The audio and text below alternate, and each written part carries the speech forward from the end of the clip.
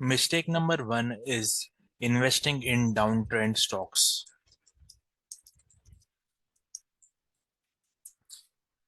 तो आइए समझते हैं ये क्या होता है। मार्केट के कुछ साइकिल होते हैं, कुछ स्ट्रक्चर होते हैं। एक होता है अप ट्रेंड, जिसमें स्टॉक हायर हाई पर हायर लो बनाता है। ये एक हाई है, ये जो लो है प्रीवियस लो से बड़ा है, और ये जो हाई है प्रीवियस हाई से बड़ा है। तो ये एक अप ट्रेंड की निशानी है। और एक होता है जो डाउन ट्रेंड होता है, जिसमें लोअर लो और लोअर हाइज होते हैं। ये डाउन ट्रेंड है और ये अप ट्रेंड है। हमें जब डाउन ट्रेंड होता है तब स्टॉक्स में इन्वेस्ट नहीं करना चाहिए, और हमें वेट करना चाहिए कि ये ट्रेंड चेंज कब होगा। और जब डाउन ट्रेंड होता है तो हमें कुछ स्मॉल पुलबैक्स मिलते हैं, जो जो हमें अप ट्रेंड की तरह लगते हैं, बट मेजर स्ट्रक्चर जो होता है वो डाउन का ही होता है। तो हमें ऑलवेज हमें इन्वेस्ट कभी करना चाहिए जब स्टॉक का स्ट्रक्चर अप ट्रेंड हो, और ना ही कि वो डाउन ट्रेंड हो। और अगर हम डाउन ट्रेंड में स्टॉक को इन्वेस्ट करेंगे तो हमें और भी लॉस होगा। और एवरेजिंग हमें तभी करनी है जब ट्रेंड अप हो, और जब हमें हायर हाई और हायर लो का स्ट्रक्चर मिले। तो ये पहली मिस्टेक है। दूसरी मिस्टेक है, let us discuss that also, कि फोमो। फोमो होता है फेयर ऑफ मिसिंग आउट। जब भी कोई स्टॉक बहुत आगे बढ़ जाए या उसमें काफी तेजी आ जाए, तब हमें लगता है कि हम इस स्टॉक में इन्वेस्टेड नहीं है और हमें इस स्टॉक में इन्वेस्ट करना है। इससे क्या होता है कि हमारा रिस्क और रिवॉर्ड खराब हो जाता है। चलो ये भी एक डिस्कस कर लेते हैं एग्जांपल के साथ। अगर समझ लीजिए ये एक डाउन ट्रेंड चल रहा है और अब किसी स्टॉक में अप ट्रेंड आ गया, तो अगर आप इस टाइम पे आपने इन्वेस्ट नहीं किया जब इस अप ट्रेंड में आया था, तो ये इस पॉइंट पे अगर आप इन्वेस्ट करेंगे तो आप देख सकते हैं कि स्टॉप लॉस इस पॉइंट पे होगा। और यहाँ पे काफी लोग इन्वेस्ट करेंगे क्योंकि उनको लगता है कि ये स्टॉक अब ऐसे स्ट्रेट लाइन में ऊपर जाएगा।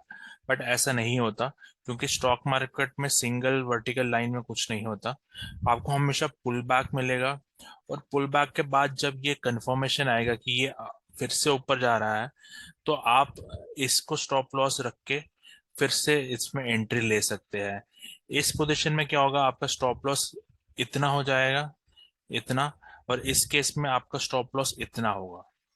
तो हमें फेयर ऑफ मिसिंग आउट नहीं करना, हमें स्ट्रक्चर का वेट करना है, पुल बैक्स का वेट करना है, रिस्क रिवॉर्ड देखना है कि अगर हम इतना रिस्क करें तो हमें रिवॉर्ड इससे ज्यादा ही लेना है। ऐसा नहीं होना चाहिए कि हम इतना रिस्क कर रहे हैं और हमें रिवॉर्ड भी बहुत कम मिल रहा है। क्योंकि अगर आप इतना रिस्क रखेंगे तो बहुत प्रोबेबिलिटी है कि ये हिट भी हो जाए, और आपको, अगर आप नंबर ऑफ ट्रेड ज्यादा लेते हैं तो उसमें आपको लॉस हो सकता है। तो हमें हमेशा ध्यान रखना चाहिए कि हमें अपना रिस्क रिवॉर्ड मेंटेन करना चाहिए। तो ये दूसरा था। तीसरा है नो स्टॉप लॉस। तो चलो इसको डिस्कस करते हैं। इसका मतलब क्या है नो स्टॉप लॉस का। काफी लोग कहते हैं कि अगर कोई लॉन्ग टर्म इन्वेस्टमेंट है तो उसके लिए भी हमें कोई स्टॉप लॉस नहीं रखना चाहिए। बट ये मेरे हिसाब से गलत है, क्योंकि आप कुछ स्टॉक्स देखते हैं जैसे टाटा मोटर्स है, उसका एक बार हम उस चार्ट में जाते हैं, तो आप देख सकते हैं टाटा मोटर्स का 2014-2015 में जो हाई है वो 7-8 साल के बाद भी नहीं निकला। मतलब जो यहाँ पे इन्वेस्ट कर चुका है वो आज तक उस वेट कर रहा है कि उसका कॉस्ट टू कॉस्ट भी नहीं आया अभी तक। और भी एग्जांपल्स मैं आपको दिखाता हूँ। ल्यूपिन का केस देखते हैं। तो आप ल्यूपिन का हाई देखिए। ल्यूपिन का हाई 2015 में 2000 रुपए के ऊपर है, और आज उसका 1/3 प्राइस पे स्टॉक चल रहा है। तो पॉइंट ये है कि अगर आप किसी स्टॉक में इन्वेस्टेड है तो आपको उसके ट्रेंड के साथ उसका स्टॉप लॉस रखना चाहिए स्विंग लो के नीचे, कि अगर ये एक स्विंग लो है, जैसे ही प्राइस इस स्विंग के नीचे आ रही है तो आपको वो एग्जिट करना है। क्योंकि आप नहीं जानते ये कितना लंबा डाउन ट्रेंड स्टार्ट होने वाला है स्टॉक का। तो आपको ये हमेशा देखना चाहिए कि हमें स्टॉप लॉस अगर स्विंग लो के नीचे रख के ट्रिगर हो रहा है तो हमें एग्जिट करना चाहिए, इरेस्पेक्टिव कि वो लॉन्ग टर्म इन्वेस्टमेंट है या शॉर्ट टर्म इन्वेस्टमेंट है। क्योंकि आप देख सकते हैं इन केसेस के साथ कि 7-8 साल के बाद भी ये प्राइस कभी आई नहीं, इनफैक्ट प्राइस बहुत नीचे चल रही है इन स्टॉक्स की। तो हमें ऑलवेज वी शुड हमें देखना चाहिए कि स्टॉप लॉस अगर ट्रिगर हो गया तो एग्जिट करना चाहिए। नेक्स्ट पॉइंट है, जो हमारा चौथा पॉइंट है, कि पोजीशन साइजिंग क्या होनी चाहिए। तो इसको डिस्कस करते हैं एग्जांपल के साथ।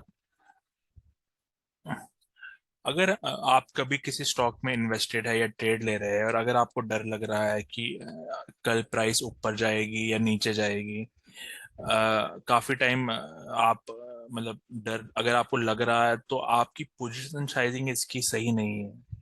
पोजीशन साइजिंग का मतलब है कि अगर आपने इसके समझ लो इस शेयर के आपने 1000 क्वांटिटीज बाई की है और आपको थोड़ा सा ही पॉइंट नीचे जाने के बाद इसमें लॉस हो रहा है और उस लॉस से आपको डर हो रहा है, तो ये पोजीशन साइजिंग खराब है।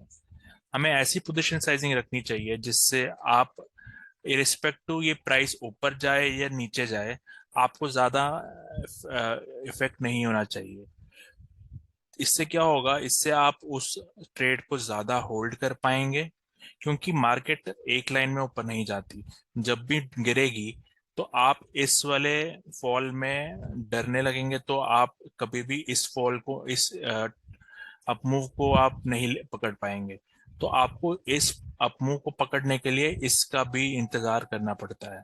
इस फॉल में काफी ट्रेडर्स गिव अप कर लेते हैं क्योंकि उनकी पोजीशन साइजिंग सही नहीं होती। अगर आप इस पोजीशन साइजिंग को अपने रिस्क रिवॉर्ड के साथ कंट्रोल करें और उतना ही रिस्क उठाए जितना आप एक्सेप्ट कर सकते हैं कि हाँ इतना रिस्क मैं उठा सकता हूँ, तो आप देख पाएंगे कि आप इसको लॉन्गर पीरियड तक होल्ड कर पाएंगे कोई भी इन्वेस्टमेंट या ट्रेड को। और ये एक बहुत बड़ा फैक्टर बन जाता है जब हमें लॉन्ग टर्म या शॉर्ट टर्म इन्वेस्टमेंट करनी पड़ती है। और लास्ट पॉइंट हमारा है ट्रेडिंग साइकोलॉजी। ट्रेडिंग साइकोलॉजी अभी तक जो 4 पॉइंट्स बोले हैं अगर आपने वो फॉलो किए तो आपका ट्रेडिंग साइकोलॉजी भी आने वाला है। और ये आप कितनी भी स्ट्रैटेजी सीख ले, कितना भी आप परफेक्ट चार्ट एनालिसिस बन जाए, लेकिन ये ऐसा स्किल है जो आपको स्लो एंड स्टेडीली ही मिलता है। क्योंकि अगर समझ लो आपको यहाँ पे हमें कोई ट्रेडिंग स्ट्रैटेजी है, जैसे ये ब्रेकआउट ऑफ ट्रेंड लाइन है या कुछ भी है, तो अगर आपको ये भरोसा ही नहीं कि ये स्ट्रैटेजी वर्क करती है, आपको लगेगा कि ये वापस जैसे ये डाउन हुआ है ये वापस आपका नीचे आ जाएगा तो आपको बुक कर लेना चाहिए, थोड़ा सा छोटा लॉस है बुक करना चाहिए, या थोड़ा सा प्रॉफिट मिल रहा है आप फिर भी बुक कर लोगे। तो ये डर तभी लगता है जब आपने पहले 4 पॉइंट्स आपने अगर ठीक से फॉलो नहीं किए हो।